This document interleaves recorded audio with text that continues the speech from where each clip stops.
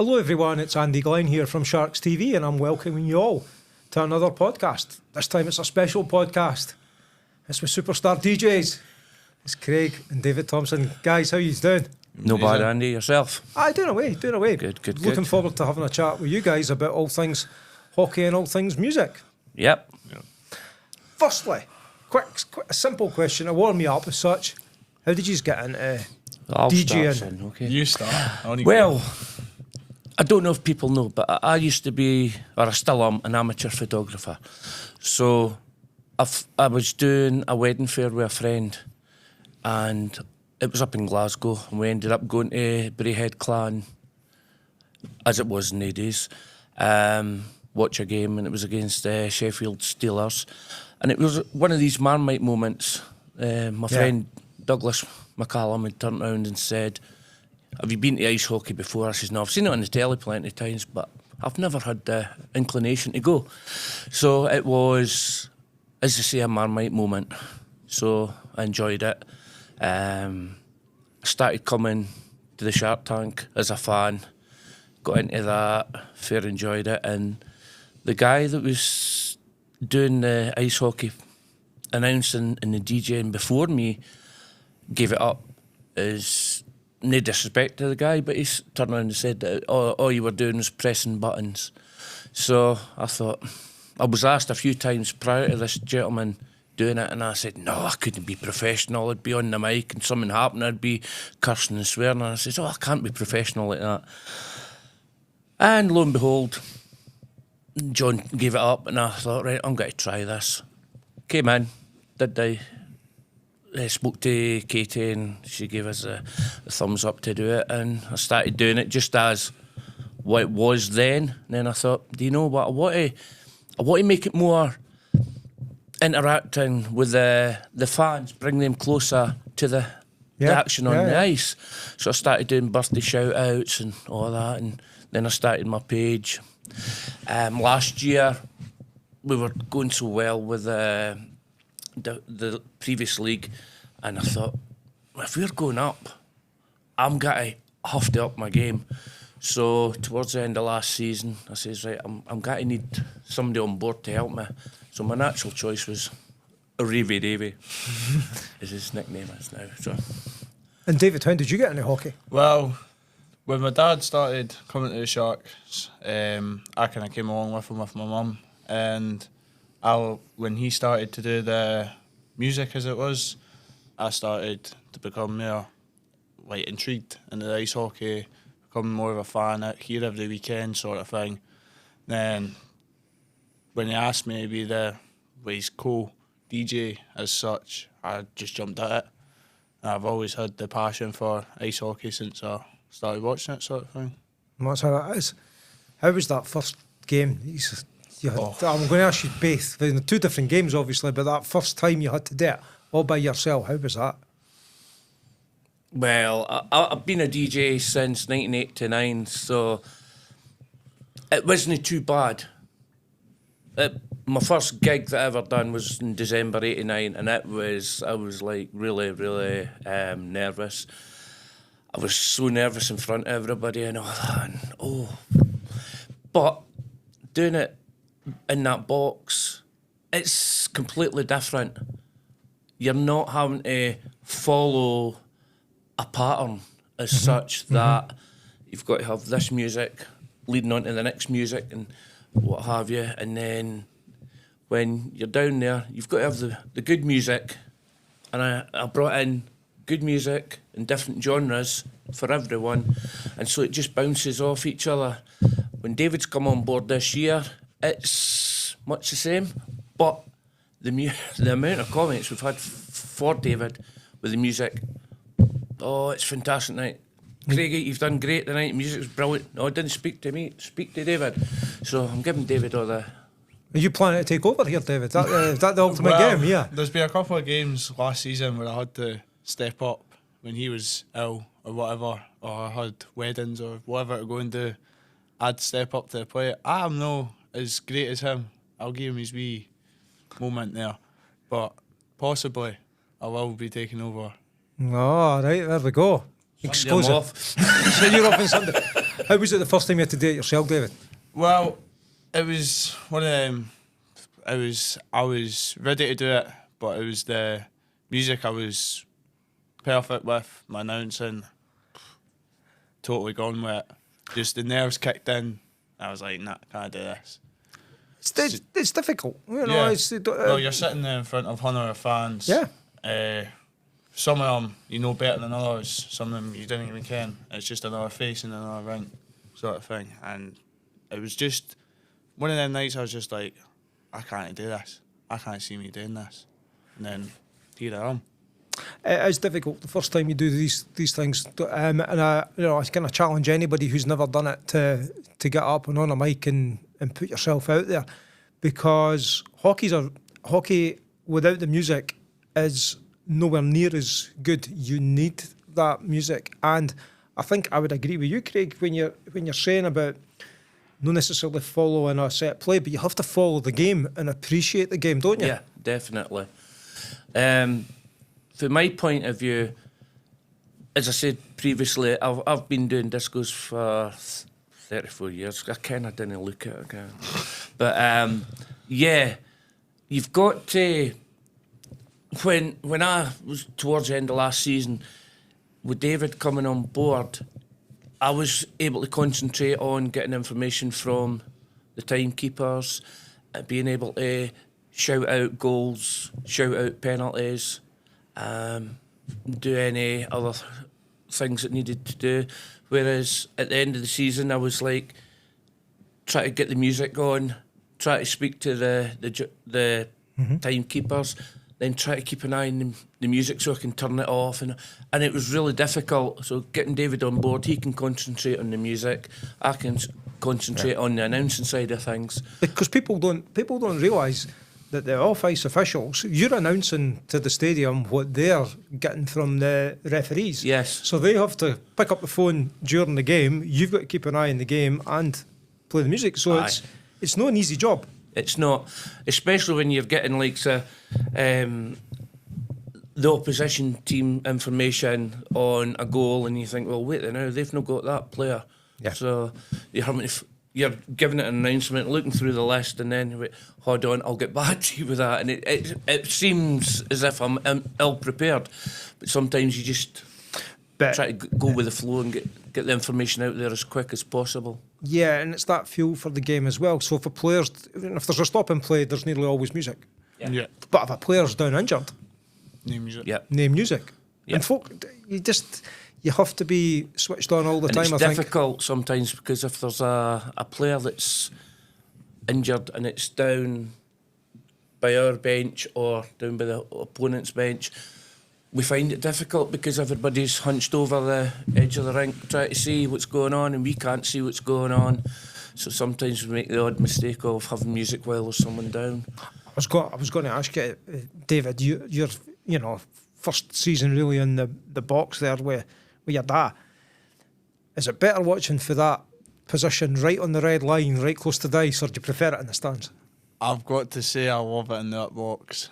That's the best view in the house, isn't it? Really, that's what I'm getting at. Amazing. It has its moments where you just want to scream at the ref or an opponent player, something, but you're like, no point in it. You like last season I was up in the stands shouting God knows what, and No, I could hear you. I knew what you were signing, so that, yeah.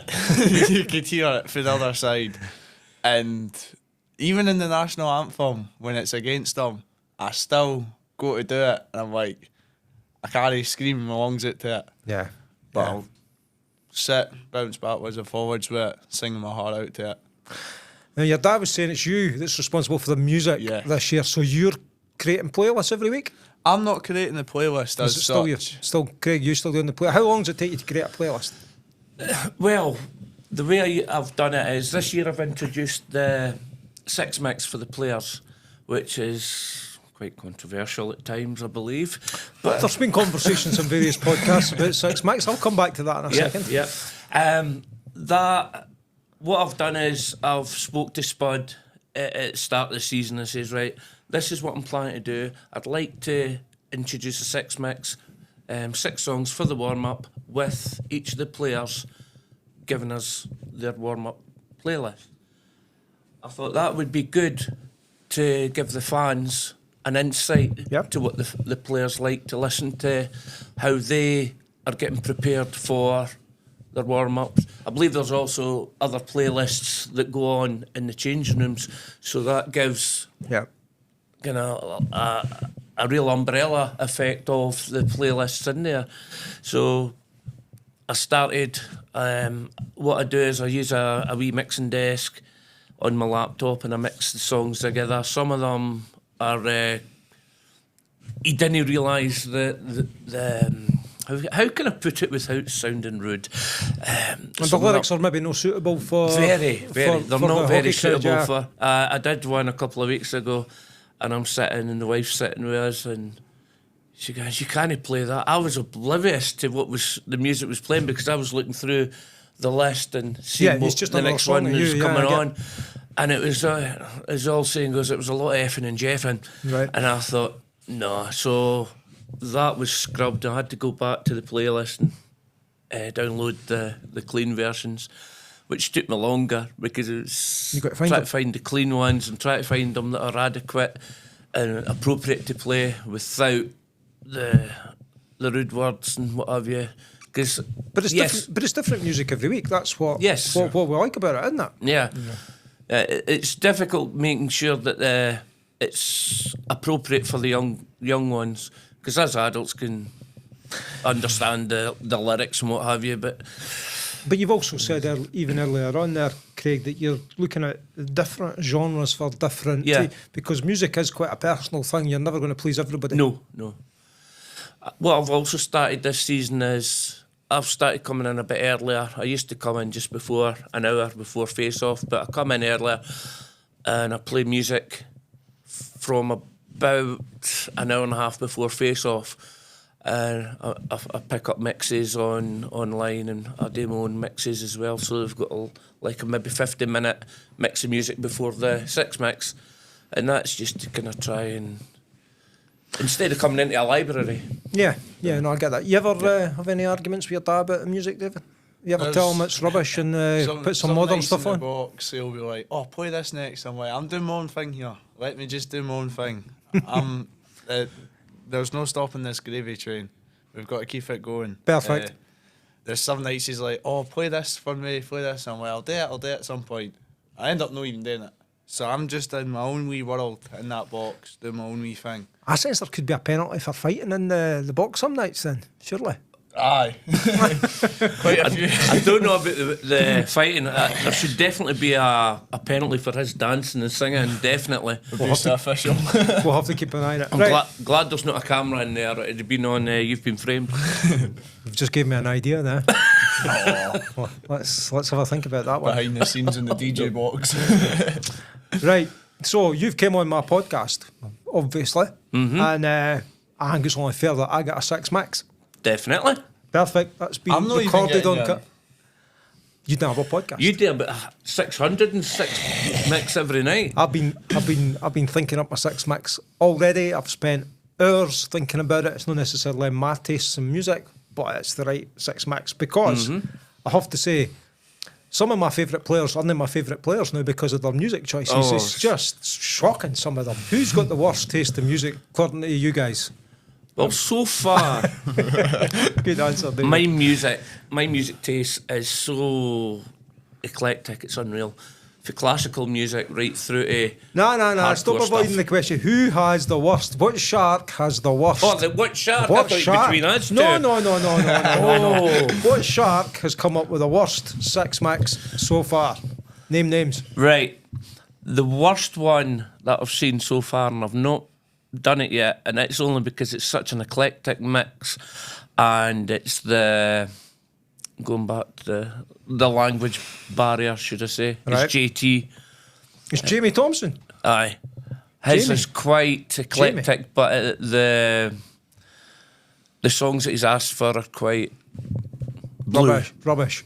Well, they're just swear. They're just which, I'll ask David this one, which shark has the best 6 mix? Oh, from what I've heard. Well, From what I've heard, from what you've heard, or what is still to come? I've You got. don't know what's Well, who's the best one you've heard, and then we'll see if your dad agrees with the overall one. Just for the one song in it, and it's got to be such a mind-blowing idea here. I've got to say Connor Henderson. Connor Henderson. Yes, with the one. What song? McGee Tour. Yep. I've listened to it for years. He's the one that started all this I know, controversy. and I've got to stand by him with it. Right. Coco, you getting classed as the shark with the best mix for David. But let's go to Craig and see what My best, I would say, so far was Lou Young's. Lewis Young. Yeah. Oh, good shit. Yeah, Lewis had a good mix. I quite liked his mix, Yeah. actually. I like Callum's until the last two, but Yeah. they were good. But wait, you see mine. It's coming. I must Got it on admit, camera. there is a few that are quite eclectic. You see the first couple, you think, oh, okay then, right, that's kind of R&B and that kind of thing, and then all of a sudden it comes to heavy rock, and you're like, okay. Mine's is going to be for players and the fans to get excited about a hockey match. That's all I'm going to say so far. But I'm enjoying this already. Right. What game have you enjoyed most this season? The ones that have been at the Shark Tank. Oh, I'm going to gee say whiz. Seahawks. Seahawks. Yeah. Yeah. Seahawks was a special night. I agree. Aye. Good call on that one. Yeah. We'll not do the worst one, but we're going to have a message to the fans and to the players. So one of you think up a message to the fans and one of you think up a message to the players. Well, I just remind everyone to like, share and subscribe this podcast, please. We know how many people watch. I need you all to be liking the YouTube channel and subscribing to it, please. It really helps the club. So if you're a Sharks fan, or even if you just dropped in by accident and you're enjoying this, please like, share and subscribe to our channel. It really helps. Now, before we go, I'm going to get the final words to Craig and David. Craig, are you doing the fans, or your message to the fans, or a message to the players? Right, a message to the fans from Craig. Right.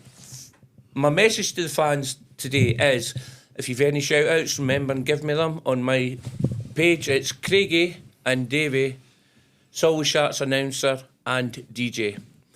And if you can, get along to the Shark Tank, come along, enjoy the games, and especially enjoy the music. Absolutely, and I'll second that. Get on Craigie's page on Facebook. It's a good page, lots of banter on there, and you'll hear all sorts of stuff, and you'll get all the players' mixes and all the rest of it on there as well, don't you? Yeah. Brilliant. Right, Davey, final word to you. I've got to say, my message to the players is keep on going with what we've got. I know we've lost majority of the games, but it's a new league, big step up. There's good things coming. I can feel it. It's just, we just need a click and we'll go. Once we start, we won't stop. Perfect. There's about 3 different theme songs in there that I could pick up. See if you can put any songs in the comments for us. Thanks to Craig and David for your time today. We really appreciate you coming over. Our pleasure. Thanks to everyone who's watched. You take care, and we'll speak to you soon.